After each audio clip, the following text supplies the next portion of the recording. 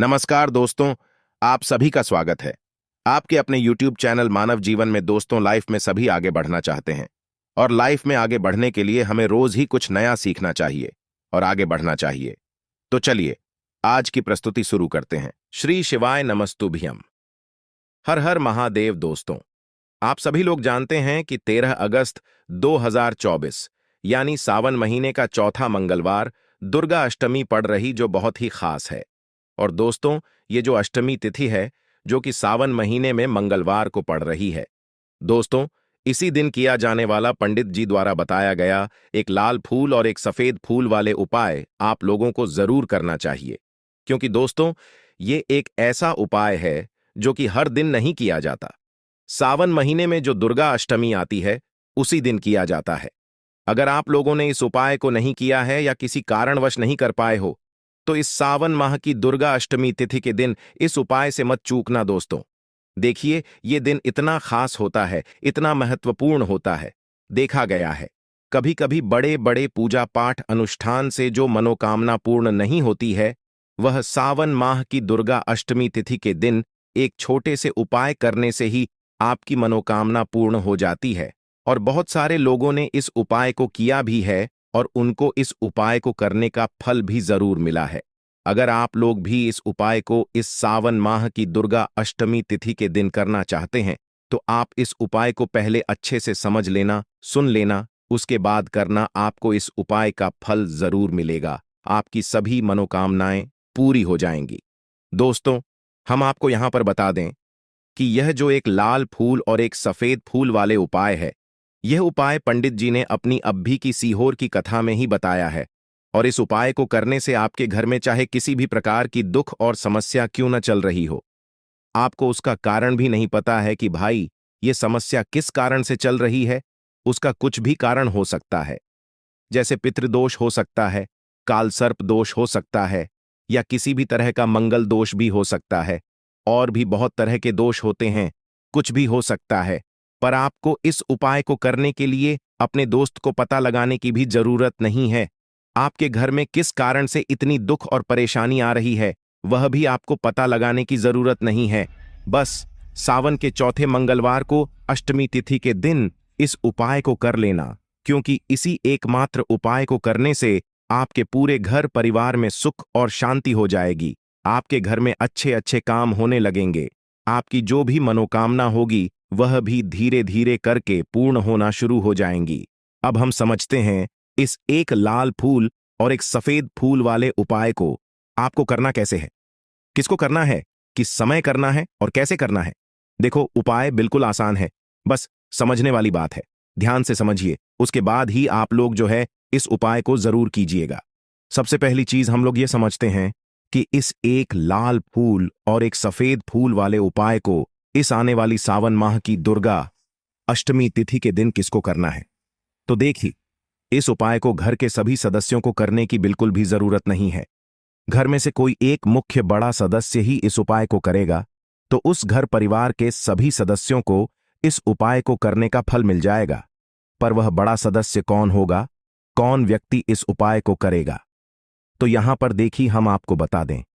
घर की जो बड़ी माताएं बहनें होंगी, घर की बड़ी माताओं बहनों में से कोई भी एक माता बहन इस वाले उपाय को कर सकती है। अपने पूरे घर परिवार के लिए घर में सभी सदस्यों को इस उपाय को करने की जरूरत नहीं है। मात्र घर की जो बड़ी माताएं बहनें हैं उनमें से कोई भी एक माता बहन इस वाले उपाय को करेगी तो उसके घर परिवार के पूरे सदस्यों को इस उपाय का फल मिलेगा। अगर किसी कारणवश माताएं बहनें घर में उपस्थित न हो या वह इस उपाय को न कर रही हो, कुछ दिक्कत हो, तो भाई उस जगह पर फिर घर का कोई बड़ा व्यक्ति भी इस उपाय को कर सकता है। माताओं बहनों के कहने का मतलब यह था कि माताएं बहनें घर की लक्ष्मी होती हैं। जब घर की लक्ष्मी कोई उपाय करती है तो निश्चित ही भगवान शिव जी बहुत जल्दी प्रसन्न होते हैं और उपाय का फल में बहुत जल्दी और बहुत बड़ा करके भी यहां पर देते हैं। तो आप लोग ये बात समझ गए होंगे। अब हम ये बात समझते हैं कि इस वाले उपाय को हमें करना किस समय है। एक लाल फूल और एक सफेद फूल वाले उपाय को हमें सावन माह की दुर्गा अष्टमी तिथि के दिन करना के समय है। तो देखिए, इस उपाय को करने का जो समय है सुबह का समय भी है और शाम का समय भी है। अब देखिए, यहां पर हम मुख्य रूप से सुबह का समय नहीं बोलेंगे, क्योंकि देखिए, ये जो सावन माह की दुर्गा अष्टमी तिथि है, और आप सभी लोग जानते हैं, सावन माह के चौथे मंगलवार यानी दुर्गा अष्टमी तिथि के दिन का प्रदोष काल का मतलब शाम का जो समय होता है ना, इस दिन भगवान शिव जी का सबसे प्रिय दिन होता है। तो आप लोग इस एक लाल फूल एक सफेद फूल वाले उपाय को सुबह के समय भी कर सकते हो और शाम के समय प्रदोष काल में भी कर सकते हो। सुबह के समय अगर कर रहे हो तो 10 या फिर 11 बजे तक भी अगर उपाय करोगे तो भी आपको उपाय का फल मिलेगा। वहीं अगर शाम के समय कर रहे हो तो इस दिन जरूर शाम के समय का ध्यान रखना कि शाम के 6 बजे से लेकर 7 बजे के बीच में अगर आप इस उपाय को कर सकते हो तो बिल्कुल कर लेना, पूरी कोशिश करना। पर अगर कि इसी कारणवश इस समय के बीच में न कर पाओ तो रात 8 बजे तक भी अगर आप उपाय को करोगे तो आपको उपाय का फल जरूर मिलेगा। यह बात आपको समझ आ गई कि आप इस उपाय को सुबह और शाम दोनों समय कर सकते हो। मतलब करना आपको एक ही समय है, घर में से किसी एक ही बड़े व्यक्ति को करना है, पर एक ही बार इस उपाय को करना है, दोनों समय नहीं करना है।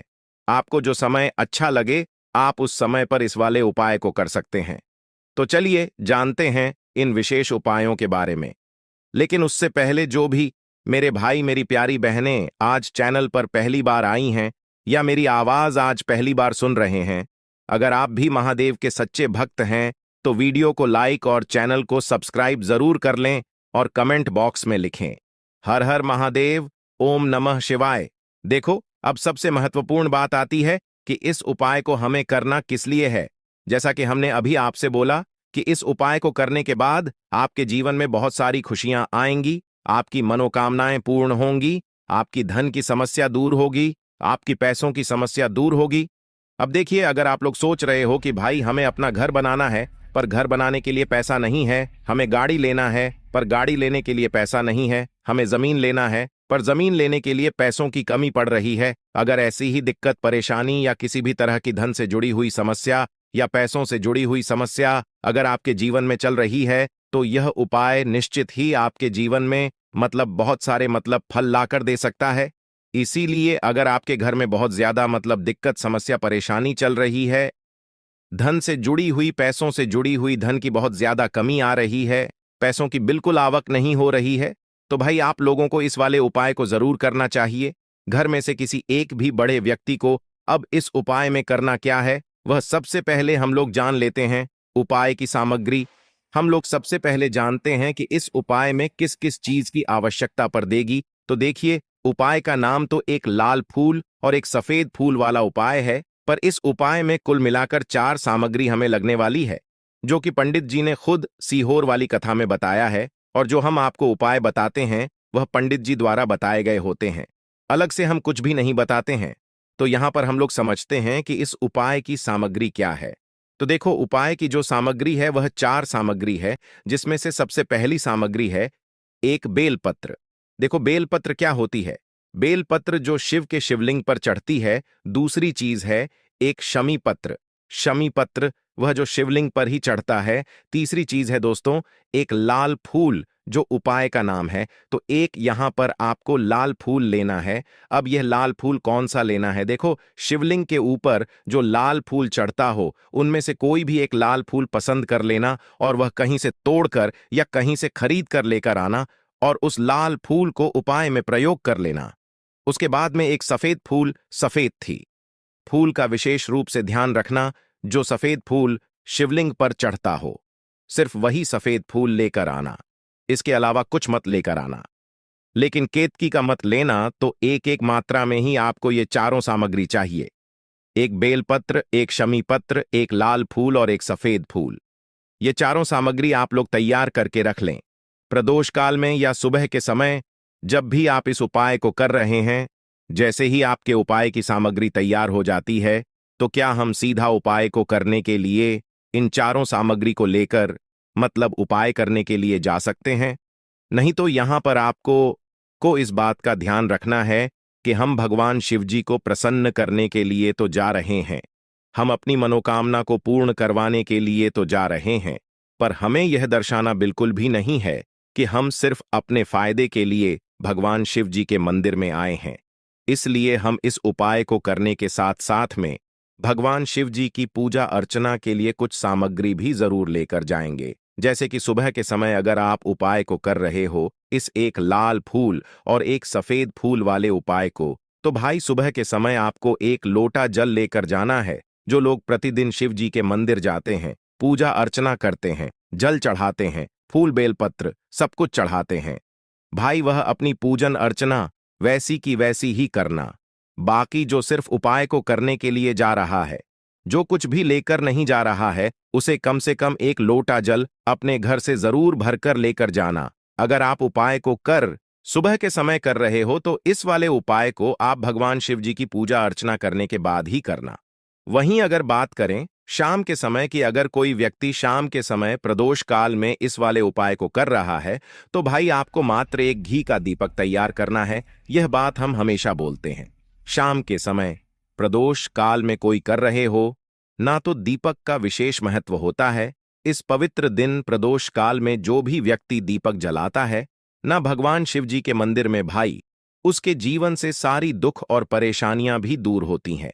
तो भाई इस दिन दीपक का विशेष रूप से ध्यान रखना आप लोग। अगर आप इस उपाय को शाम के समय प्रदोष काल में कर रहे हो, है ना, ये जो दीपक आप लोग लोगे, ये आते कालों के जो आता आप घूम दोगे, उसके अंदर कुछ भी मत डालना, मात्र सादा आटा लगाकर उसे तैयार कर लेना और एक मीडियम साइज का दीपक तैयार कर लेना। बुद्धि पटना ज्यादा छोटा हो ना ज्यादा बड़ा हो, है ना। उसके बाद में दीपक आपका तैयार हो जाए तो इसके अंदर जो बत्ती रखोगे वह गोल बत्ती रखोगे। देखो गोल बत्ती भी दो तरह की होगी, एक बाजार की और एक घर वाली। तो कोशिश करना अपने घर में जो रुई रखी हुई है, उस रुई से आप लोग एक गोल बत्ती अपने ही हाथों से बनाओ। उपाय का फल अच्छा मिलता है। भगवान शिव जी जल्दी प्रसन्न होते हैं। जब हम किसी भी उपाय को अपने हाथों से परिश्रम करके तैयार करते हैं, तो आपको उस दीपक के अंदर एक गोल बत्ती रख देनी है। इसके अंदर जो चीज आप लोग डालोगे वह डालोगे शुद्ध देसी गाय का घी। इस बात का विशेष रूप से ध्यान रखना, शुद्ध देसी गाय का घी ही डालना है, तेल वगैरह नहीं तो मत डालना, क्योंकि भगवान शिव जी का सबसे प्रिय दिन और प्रिय समय पर हम लोग इस वाले उपाय को कर रहे हैं। तो थोड़ा सा शुद्ध देशी गाय का घी इतना डालना कि वह दीपक कुछ समय तक चल सके। ना बाजार वाला मिलावटी घी डालना, भैंस का घी डालना। शुद्ध देसी गाय का घी आपको ढूंढने में थोड़ी मेहनत लगेगी और महंगा भी मिलेगा, पर गाय के घी से भगवान शिव जी प्रसन्न होते हैं और उसी शुद्ध देशी गाय के घी से घर में बरकत बनी रहती है और हमारे घर में सुख शांति भी बनी रहती है। इसलिए इस शुद्ध देशी गाय का घी को अपने घर में हमेशा रखा करो। वह भगवान शिव जी के कार्यों में भी उपयोग में आता है और उपायों में भी हम लोग प्रयोग कर सकते हैं। तो यहां पर आपकी सारी तैयारियां हो चुकी हैं। उपाय को करते समय शुद्धता का विशेष रूप से ध्यान रखिएगा। सुबह कर रहे हो तो भाई सुबह तो आपको स्नान करना ही करना है। बाकी शाम को कर रहे हो तो शाम को मात्र हाथ मुंह धोकर भी आप लोग इस वाले उपाय को कर सकते हो। कोई दिक्कत वाली बात नहीं है भाई। उपाय की पूरी सामग्री तैयार करके और पूजन सामग्री लेकर आपको भगवान शिव जी के मंदिर पहुंचना है, जो आपके घर के पास में हो, जहां पर शिवलिंग विराजित हो, शिवालय हो, वहां पर आप लोगों को पहुंचना है। और जैसे ही आप भगवान शिव जी के मंदिर में पहुंचते हो, वहां जाकर ही उपाय शुरू नहीं करना है। पहले आपको भगवान शिव जी की पूजा अर्चना करना है। पूजन अर्चना कैसे करोगे? सुबह के समय गए हो तो एक लोटा जल वगैरह जो भी पूजन सामग्री लेकर गए हो, उससे पहले पूजन सामग्री आप लोग पूजन भगवान शिव जी की कर लो। जो व्यक्ति सिर्फ एक लोटा जल लेकर गए हैं, वह शिव जी की शिवलिंग पर मात्र एक लोटा जल धारा से धीरे धीरे करके 4 हाल है ना, अपनी पूजन अर्चना आप लोग जो है पूरी कर लो। पहले उसी के बाद अगर आप शाम के समय कर रहे हो तो पहले जाकर बैठना है भगवान शिव जी के शिवलिंग के पास में। आप जो दीपक तैयार करके लेकर आए हो, उस दीपक को पहले जलाना है। यह जो दीपक आप लोग जलाओगे ना, ये किसी और की माचिस से मत जलाना। अपनी ही माचिस अपने ही घर से लेकर आना और इस दीपक को अपने ही माचिस से जलाना। अगर आपने मंदेर की माचिस या किसी और की माचिस ले ली, इस उपाय को करने में इस उपाय का फल उस व्यक्ति को भी थोड़ा बहुत मिल जाएगा। इस बात का ध्यान रखना। अपने घर से अपनी ही माचिस लेकर जाना और इस दीपक को जलाना। दीपक को जलाने के बाद भगवान शिव जी की शिवलिंग के पास में रख देना। शिवलिंग के इतना पास में मत रखना कि भगवान शिव जी को आंच लगे, थोड़ी सी दूरी बनाकर ही जो है इस दीपक को शिवलिंग के पास में आप लोग रख दीजिएगा। अब जैसे ही आपकी पूजन अर्चना हो जाती है, भगवान शिव जी के शिवलिंग के सामने या आसपास कहीं पर भी बैठ जाइए उपाय को करने के लिए। और उपाय को करने से पहले आप लोग अपनी वह चारों पूजन सामग्री निकाल लीजिए। उपाय की जो सामग्री है वो निकाल लीजिए और भगवान शिव जी के शिवलिंग के ऊपर एक माता अशोक सुंदरी जी का स्थान देख लीजिए। माता अशोक सुंदर जी का जो स्थान होता है वह जलाधारी के ऊपर होता है। जलाधारी के बिल्कुल बीचों बीच में होता है। आप लोगों ने देखा भी होगा, शिवलिंग जल आधारित होती है। जल आधारित के बिल्कुल बीचों बीच का जो स्थान होगा वह माता अशोक सुंदर जी का स्थान होगा, क्योंकि यहीं पर हमें यह जो है उपाय को करना है। सबसे पहली चीज, अब हम उपाय को करना शुरू करते हैं। आप सबसे पहले अपनी एक बेल पत्र उठा लो। एक बेल पत्र को आपको माता अशोक सुंदरी जीव वाले स्थान पर सबसे पहले समर्पित करना है। बेल पत्र की डंडी का मुख होगा जलाधारी की तरफ, जहां से जल बहता है और नीचे गिरता है, और बीच वाली बद्दी पट्टी का मुख मतलब शिवलिंग की तरफ होगा। इस तरीके से आपको इस बेल पत्र को माता अशोक सुंदरी जी वाले स्थान पर समर्पित कर देना है। उसके बाद में अपनी एक शमी पत्र उठा लो जो आप उपाय के लिए लेकर आए हुए हो। शमी पत्र को उठाकर शमी पत्र की भी जो डंडी का भाग होगा वह जलाधारी की तरफ करके, जहां से जल बहता है नीचे गिरता है, उस तरफ करके, और पत्ती वाला भाग शिवलिंग की तरफ करके इस शमी पत्र को भी उस बेल पत्र के ऊपर आपको समर्पित कर देना है। समर्पित करने के बाद अब आप ले लो अपना एक लाल फूल जो आप उपाय को करने के लिए लेकर आए हुए हो। इस लाल फूल का जो खिला हुआ भाग होगा, चाहे वह गुलाब का फूल हो चाहे कोई सा फूल जो शिवलिंग पर चढ़ता हो, भाई उस फूल का जो खिला हुआ भाग होगा वो शिवलिंग की तरफ होगा। बाकी जो पीछे का भाग होगा फूल का वह जलाधारी की तरफ, जहां से जल बहता है नीचे गिरता है, उस तरफ होगा। और आखिरी में आपका जो एक सफेद फूल बचा हुआ है, इस सफेद फूल को भी आपको लेना है और सफेद फूल का जो खिला हुआ भाग होगा वो शिवलिंग की तरफ होगा। जहां पर शिवलिंग रखा हुआ है उस तरफ होगा और डंडी का भाग जल आधारित के पीछे की तरफ हो जाएगा, मतलब जो जहां से जल बहता है और नीचे गिरता है। जब आप लोग एक बेलपत्र, एक शमी पत्र और एक लाल फूल, एक सफेद फूल चढ़ा रहे हो तो उस समय आप लोगों को कांटा भगवान या कांटा चक्र का नाम लेते हुए ही जो है इस उपाय को करना है और भगवान शिव जी और नारायण जी का स्मरण करते हुए ही इस उपाय को आपको करना है। तो जब भी आप एक बेलपत्र, एक शमी पत्र, एक लाल फूल और ई कमी हो रही है, जो भी दुख और समस्या परेशानी चल रही हो, आपको अपनी वह दुख और परेशानी जो है भगवान शिव जी से उपाय को पूरा करने के बाद वहीं पर पास में बैठकर बोल देना है, हाथ जोड़कर आंखें बंद करके अपनी परेशानी और श्री शिवाय नमः का जाप करना है। दोस्तों, आज हमने इस वीडियो में कुछ उपाय बताए हैं जो आपको करने हैं। आज के लिए बस इतना ही इस वीडियो में दी गई जानकारी। अगर आपको अच्छी लगी हो तो प्लीज हमारे चैनल मानव जीवन को सब्सक्राइब करें, लाइक करें और हमारे वीडियो में अंत तक बने रहने के लिए धन्यवाद।